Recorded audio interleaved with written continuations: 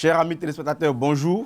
Nous recevons pour vous M. Diomandé Adama, militant du RDR, membre de la diaspora. M. Adama Diomandé, bonjour. Bonjour. Alors, avec M. Adama Diomandé, nous allons parcourir les questions liées au RHDP, mais surtout au niveau de la diaspora. M. Diomandé, pour la première question, comment va le RHDP dans la diaspora? Le RHDP se porte bien. Vous savez que le RHDP est représenté en France depuis les années 2005 et M. Yuppé était le premier président RHDP France. Aujourd'hui, ce poste est occupé par M. Nisako Gugwa. Nous attendons tous le 26 pour le RHDP unifié. Et ce nouveau parti est en tout cas bien perçu dans la diaspora ivoirienne en France. Et nous sommes prêts. Et aujourd'hui, je pense que nous nous apprêtons pour être vraiment représentés le 26 pendant ce congrès. Donc nous sommes disposés et nous sommes prêts pour le nouveau parti unifié. Parce que nous savons que c'est un parti important qui sera le socle de l'unification et de l'apaisement politique dans notre pays. En tout cas, la diaspora est prête et jouera sa partition. En ce moment même, je pense que mes amis en France sont en train de se préparer. D'ici le 15, il y a une vague de personnalités, des délégués qui seront sur place ici à Abidjan. Et surtout, la motivation a été amplifiée par la récente mission des ministres à Paris. Il y a le ministre Mamadou Touré, le ministre Anoblé, le ministre Paulin Dao, qui ont tenu une conférence et qui a rassuré les Ivoiriens qui étaient encore réticents sur le parti unifié. Et en plus, l'assurance est venue aussi de la part de M. Adjoumani pendant sa conférence qui a renversé la table des idées perçues avant sa visite. D'accord. Pouvez-vous nous expliquer un peu ce qu'Adjoumani a dit, revenir un peu sur les grandes lignes des propos d'Adjoumani en France? Adjoumani était perçu, surtout dans le cas du PDCI, comme un diviseur qui a lâché le président Henri Konan-Bédié. Et le fait qu'il est rentré dans les détails, dans les explications et la mission que le PDCI lui avait confiée et qui lui a été arrachée d'une manière injuste. Et pour lui, il fallait continuer dans ce sens parce qu'il a la conviction que le RHDP ramènera la paix définitive en Côte d'Ivoire. Et c'est ce qu'il a su expliquer à la diaspora et aux militants du PDCI. Je vous assure que c'était une conférence réussie. Moi qui suis dans les réseaux associatifs et politiques, et cela a été bien perçu par les hommes politiques en France, parce que l'explication a été limpide et claire. Alors, M. Diomandé, comment s'organise aujourd'hui le RHDP de la diaspora? Qui sont les animateurs, les principaux animateurs du RHDP dans la diaspora? Il y a toujours le socle du RDR qui est le pilier. Il y avait deux piliers. Le pilier RDR reste intact. Le pilier PDCI s'est fendu en deux. Mais je peux vous dire que le pilier qui reste du PDCI est encore solide. C'est animé par M. Ando et M. Joël Tchitché et d'autres personnalités. Et nous avons tenu une réunion parce que Ando, moi, Diomandé Adama et Joël Tchitché, nous sommes sur place en ce moment. Et il y a une mission qui va se préparer pour aller encore donner le fondement, les raisons les plus sincères de la création du parti unifié à la diaspora. Je pense qu'il y a 2 ou 3 missions qui sont prévues en dehors de la Côte d'Ivoire, notamment la France, les États-Unis, New York. Et bon, je ne peux pas rentrer tellement parce que ce n'est pas encore bouclé. Et ça, la diaspora, les Ivoiriens de l'extérieur attendent cette mission parce que nous sommes une voix qui porte. Nous sommes une voix qui amplifie l'action du gouvernement. C'est vrai que nous ne pesons pas sur le poids électoral, mais nous sommes un socle, nous sommes les ambassadeurs qui amplifient et qui essayent de diffuser dans des endroits sensibles en France et ailleurs la politique du gouvernement. Alors, M. Adama demandé, quelles sont les attentes de la diaspora pour le congrès du 26 janvier? L'attente est d'abord l'union des fils du président Félix Houphouët-Boigny. Et c'est pour cela, quels que soient les discours tenus au PDCI, moi, bon, peut-être c'est utopique, mais moi, je rêve toujours d'une réconciliation entre le président Alassane Ouattara et l'ex-président Henri Konan Bédié. C'est pour cela que je me garde de mettre de l'huile sur le feu. Et c'est pour cela que les Ivoiriens doivent prendre ça en considération parce que nous avons vécu des moments difficiles.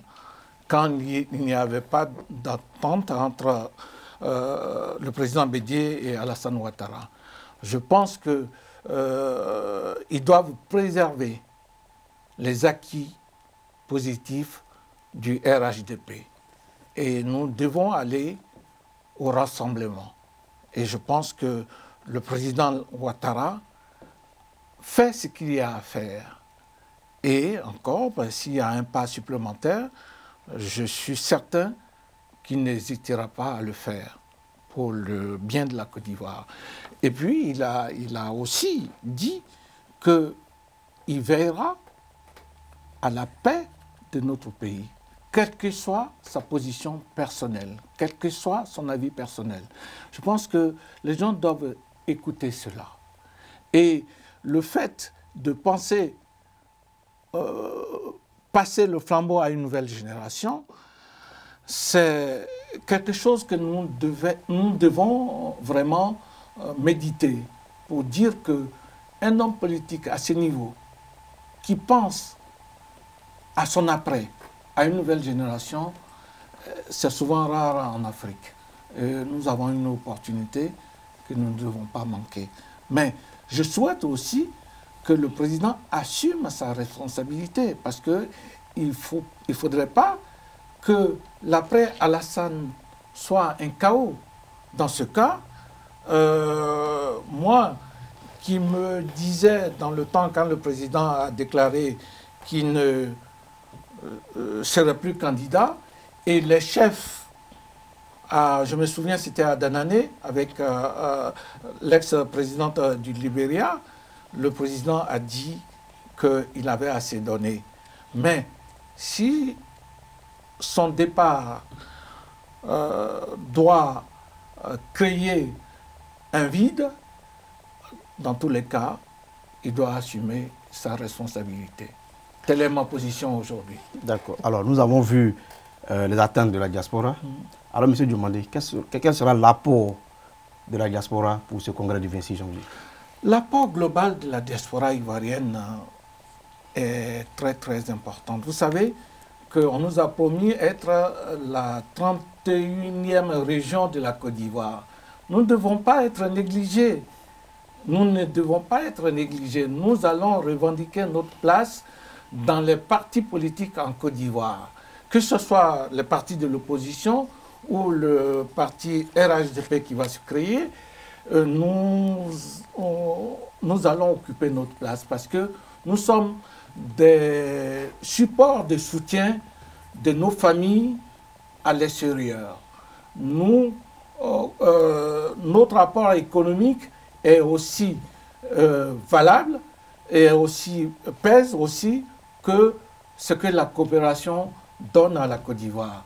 Donc c'est à nous de nous organiser que nous soyons pris en considération dans les partis politiques. Et ce n'est pas souvent le cas, mais cette fois-ci, nous n'allons pas rater ce coche-là. Nous allons vraiment apporter notre apport, l'expérience que nous avons vécue, démocratique que nous vivons dans les pays les plus développés, Et c'est ça le plus important pour nous. Alors, avec ce que vous venez de dire, on se dira, mais la diaspora n'est pas assez représentative, parce qu'en Europe, il y a 2 ou 3 pays qui bougent véritablement. Qu'est-ce qui pourrait expliquer cela? Oui, c'est vrai que bon, c'est une question de la perception de l'immigration. Les pays comme le Mali, le Sénégal, la Mauritanie sont bien représentés dans leur politique nationale. Il faut dire que l'immigration ivoirienne est une immigration nouvelle, parce que dans la conception du président Félix Houphouët-Boigny, un Ivoirien, nous, quand nous avons voyagé en 1976, dans les années 1975, on ne nous considérait pas comme des travailleurs immigrés, on était des étudiants. Et c'était rare d'avoir une immigration ivoirienne. Donc ça ne nous a pas permis de nous organiser. Et même l'apport économique dont j'ai fait allusion tout à l'heure ne sont pas dans des circuits officiels. Donc ce qui fait le poids économique n'est pas pesé. Donc nous attendons à travers ce grand parti en gestation qui va être définitif le 26, nous attendons à corriger cela. D'accord. Alors, M. Diomandé, une dernière question. Aujourd'hui, on sent un mutisme de la diaspora autour du procès, surtout la diaspora proche du RHDP, autour du procès de Laurent Gbagbo et Charles Blé Goudé. Oui. Et qu'est-ce qui justifie cela? Nous, à la diaspora, en tout cas en France, vous savez, le grand mouvement des Gbagboïstes se trouve en France. Nous avons considéré que nous n'allons pas donner le flanc à la polémique. Nous faisons confiance à la justice internationale et que les bruits des tam-tams n'influencent pas la décision des juges de La Haye. Et ce n'est pas un débat politique. Laurent Gbagbo est jugé à La Haye à cause des actes qu'il a posés et les juges et les avocats font leur travail. Et je pense que les Ivoiriens vont s'en apercevoir. Vous avez vu, on avait donné des fausses promesses et espoirs aux partisans de Gbagbo. Et vous voyez que la justice est libre et la justice prend son temps. Le temps de la justice n'est pas un temps politique. Monsieur Diomandé, merci d'avoir accepté notre invitation. Merci de m'avoir invité. Je vous félicite pour ce plateau qui est impressionnant. Et ça donne envie d'être RHDP. Et je suis prêt, à partir du 27, à tronquer ma carte RDR contre la carte unique du RHDP. Alors, merci, chers internautes, de nous avoir suivis. Comme je le disais, nous recevions aujourd'hui M. Diomandé Adama pour parler des questions du RHDP au sein de la diaspora. Merci de nous suivre et à très bientôt.